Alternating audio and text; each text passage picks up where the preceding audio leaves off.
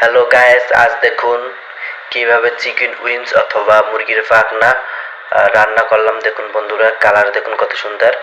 প্রথমে নিয়ে নিলাম 10-12 পিস মুরগির পাখনা, সেগুলো সুন্দরভাবে পরিষ্কার করে ধুয়ে কেটে নিচ্ছি বন্ধুরা।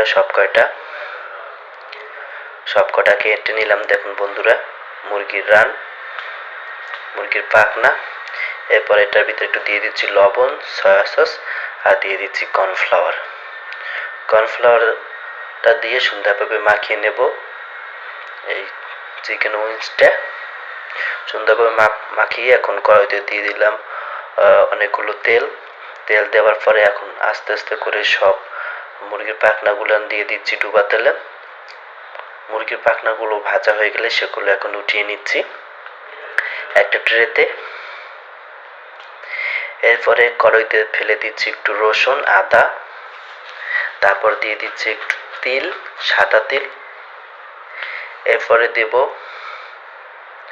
একটু মরিচের গুঁড়া, দেখুন বন্ধুরা, লাল মরিচের গুঁড়া। এরপরে দিয়ে দিচ্ছি লোকমা চিকেন পাউডার, এটা আমার দাদা ভাই পাক করতেছে, দেখুন বন্ধুরা। এরপর দিয়ে দিচ্ছি soya sauce, oyster sauce, China যত ধরনের প্রায় মশলা আছে সেগুলো এক এক করে দিয়ে দিচ্ছি। এগুলো সব দেওয়ার পরে দেখুন বন্ধুরা, সসটা সুন্দর একটি কালার এসেছে। সাথে দিয়ে দিচ্ছি বন্ধুরা একটু স্বাদের জন্য চিনি, আর দিয়ে দিচ্ছি টমেটো সসটা দেওয়ার পরে একটু হালকা একটু সুন্দর টেস্ট হয় বন্ধুরা। এভাবে সবগুলো মিক্স করে এখন সেই ভাজা উইংসটা মিক্স করে নেব বন্ধুরা। ওকে বন্ধুরা, সবাই ভালো থাকুন, বাই বাই। দেখার জন্য সবাইকে ধন্যবাদ।